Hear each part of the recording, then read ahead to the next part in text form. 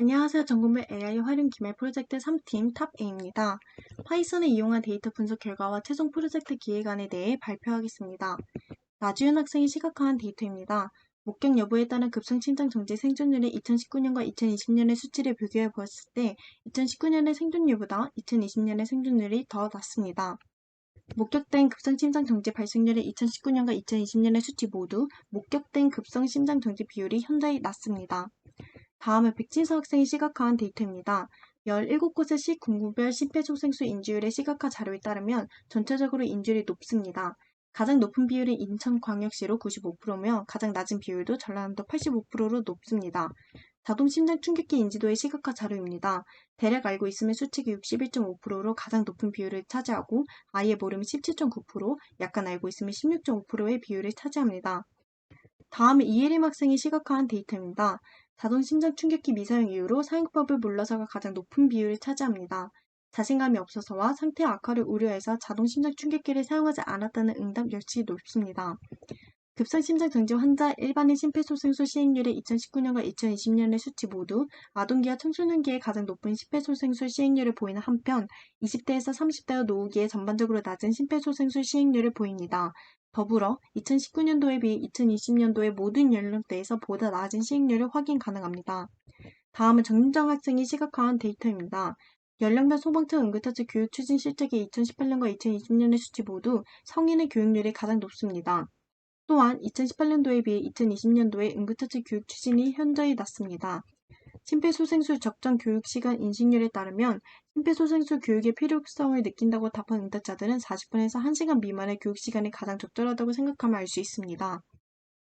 다음은 저희가 수집한 데이터들의 결과 요약입니다.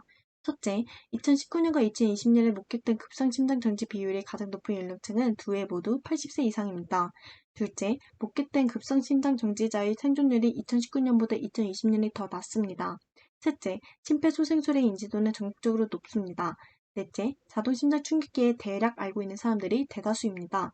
다섯 번째, 자동심장 충격기 미사용 이후로 사용법의 무지 응답률이 가장 높습니다. 여섯 번째, 일반인의 심폐소생술 시행률은 아동기와 청소년기에 가장 높으나 20대에서 30대와 노후기에 전반적으로 낮습니다. 일곱 번째, 2019년에 비해 2020년의 심폐소생술 시행률이 더 나아졌습니다.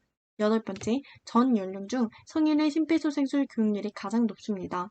아홉 번째, 2018년도에 비해 2020년도에 응급처치 교육 추진이 낮습니다. 열 번째, 심폐소생술 교육의 적정 시간은 40분에서 1시간이라는 응답 결과가 나왔습니다.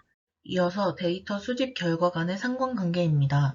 응급처치에 관한 교육 시간과 횟수 등 경험이 부족하기 때문에 사람들이 자동심장 충격기의 사용법을 모르게 되었다는 사실을 알 수 있었습니다.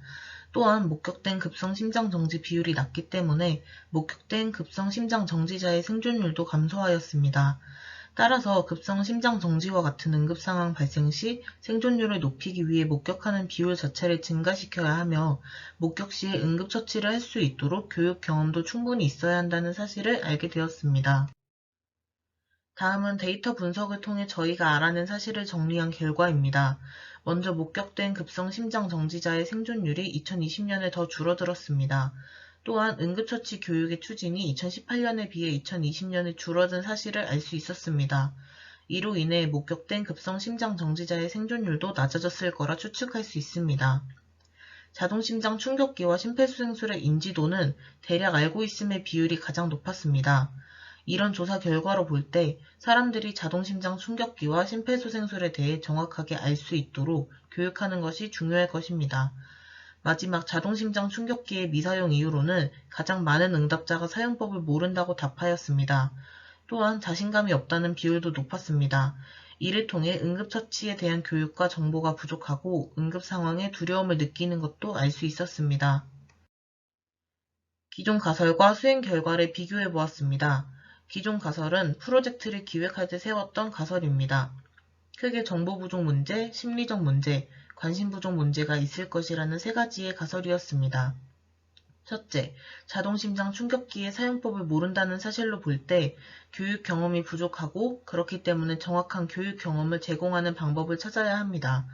둘째는 심폐소생술의 교육에 대해 긍정적인 교육 대상자들이 생각하는 적정 시간으로 볼 때 교육에 대해 부담감을 줄이며 효율적일 수 있는 시간을 생각해 보아야 합니다.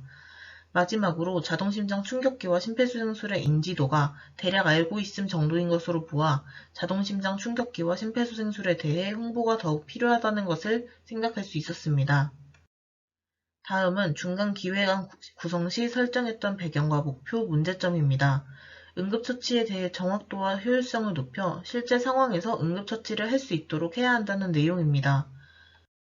마지막으로 인공지능 활용 방안 소개입니다. 먼저 수집한 데이터를 바탕으로 문제 해결을 위한 인공지능을 개발합니다.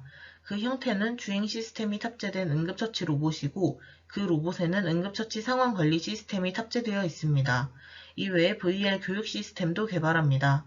테스트를 통해 실제 응급 상황이 발생했을 때 일반인이 손쉽게 사용 가능하도록 개선 방향을 설정합니다. VR 교육 시스템의 경우 현장감이 잘 느껴지는지 확인 후 개선합니다. 개선시킨 후 응급처치 로봇은 일반인이 활용 가능한 곳에 설치하고 VR 교육 시스템은 응급처치 교육장과 학교 등에 배포합니다. 이상으로 발표를 마치겠습니다. 감사합니다.